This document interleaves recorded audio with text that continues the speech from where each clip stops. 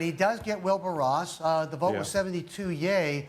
This was a pretty hassle-free one for the president, isn't it? I guess people like Mr. Ross. He's okay. Well, right? Look, Not a lot of baggage there. Yeah, there's no scandals, no baggage in that sense, and he's a very accomplished man. And look, the campaign rhetoric, the campaign statements on trade and specifically with regard to China have been pretty consistent that President Trump views trade as a problem, sees it coming from the fact, according to him, that other countries aren't playing fair and that he's going to have a tougher trade policy. So that was, I think, a pretty consistent message throughout the course of the campaign, and I think we can look forward to Wilbur Ross to take that forward. Now, there's still a huge remaining question now that President Trump's in office, now that Wilbur Ross is in office, Bob Lighthizer is coming through in the STR, as the team comes together. The big question is, what's the affirmative trade policy going to be? Is it purely going to be trade sanctions and tough on trade with countries that aren't performing by the rules, or is there also going to be any kind of appetite for trade liberalization and working with countries that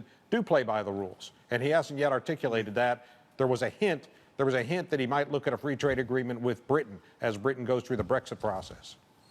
No. Ambassador, do you get the sense that he's going to find some new friends in the Democratic side? Because a lot of what Ross and Trump have been advocating. I mean, they have vestiges of Democratic positions more so than traditional Republican positions. I could, if Dick Gephardt were active in politics, I don't know if he is now, but if he were active in politics, I could see him high-fiving President Trump on a lot of what Trump has been saying lately. No, Bernie, I think you're right. It's interesting that Trump, I think this is authentic Donald Trump worldview, that he's a trade skeptic in many respects. I mean, he says he's not a protectionist, but he came out against the TPP initiative, which was the signature initiative of the Obama administration, and he pulled the plug on that. And he invited union leadership into the White House for consultations, which is very unusual for a Republican president to do. And he's got a fair amount of rapport with working class, particularly working class whites. There's a fair amount of connectivity there, even though he personally comes from a very different background.